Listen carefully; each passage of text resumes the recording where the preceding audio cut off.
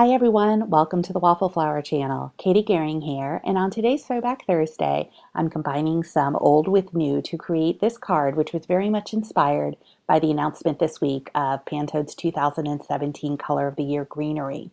So to do that, I have pulled out the leafy stamp set. I'm going to be using those fern images with some two-step stamping and stamp layering, and the wild and free stamp set. I'm going to be using the sentiment from that set on my card.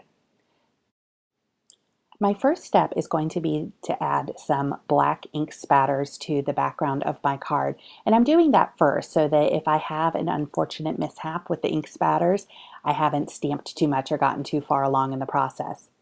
I've allowed a few minutes for the ink spatters to dry, and now I have pulled out Chirp Chirp ink as well as the solid fern image, and I'm going to start stamping this in a border around my card. I was really excited about Pantone's choice for the 2017 Color of the Year. The color is officially called Greenery, and it's described as refreshing and revitalizing, symbolizing new beginnings, and it's sort of a zesty, yellowy green color, which I think is represented super nicely by Chirp Chirp ink. And you'll see here in a moment, I'm going to layer up the Chirp Chirp ink with a couple other ink shades to just get a little bit of depth and variation on that greenery color. So now that I've got some of my ferns stamped in place, I'm ready to add some additional ink to the stamped images to see if I can get a little bit of color variation. So you see I've stamped a test image onto the white paper mat that I work on, and I layered the Chirp Chirp with You Said What ink, which is a really pretty yellow. And typically when I'm doing ink layering, I will use a stamp positioner to make sure that I am super precise with my stamping. But I decided for this card, I really want it to look lush and natural, and so I am just kind of doing some two-step stamping by eyeballing it. So I've stamped a few of the images, layered them with the You Said What, and now I'm going in with the Daydreaming ink and adding some darker tones as well to my border. And I really love how the Waffle Flower inks just blend together so beautifully and give you a lot more options with supplies that you already have.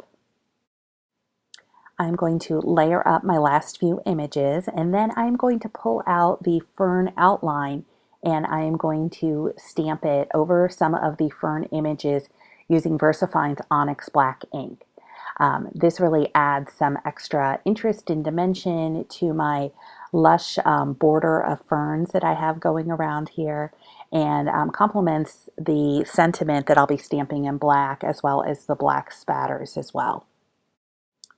And I'm just sort of eyeballing the placement of the outline stamp.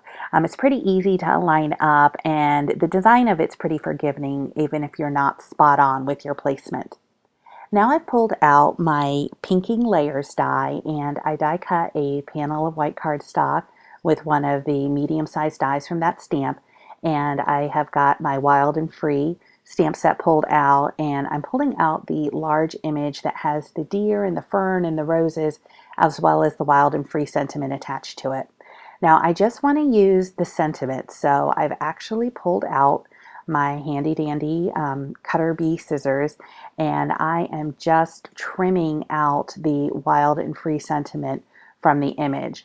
I'm cutting carefully, kind of stretching it where the sentiment is super close to the other images, and you see that they will nest right back together if I ever want to stamp the entire image together. So I pulled out the rest of the sentiment from the stamp set, and it's going to say, all good things are wild and free, but I'm also going to divide the all good things, and I'm going to figure out their placement here on my stamp positioner and ink it up with a little bit of VersaFine ink and stamp it onto the panel. I find these stamp positioner tools to be super handy, especially when you are stamping your sentiments. First of all, it really gives you an opportunity to kind of preview what your sentiment is going to look like. And then once you have something that you like, you know that you're going to get the placement just right. And when you're stamping, should something skip or not transfer completely, you have an opportunity to go back and stamp again without messing up your card. So I'm going to add a little bit of a stitched border around the pinking layers die, and I'm just doing that with embroidery floss. I pulled out 3 strands of floss and just threaded a needle, and I'm going to do a running stitch around that.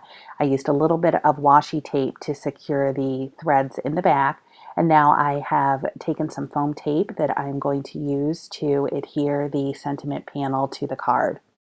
I'm going to be finishing up this card. My last step is going to be to adhere the sentiment panel and then trim down the stamp panel just slightly so that I can attach it to a green card base. If there's a waffle flower product that you'd like to see featured on an upcoming Throwback Thursday, just leave me a comment below. For more product information, visit waffleflower.com. Follow us on YouTube, Instagram, and Facebook for more creative ideas. Thanks for watching, everyone. Have a great day.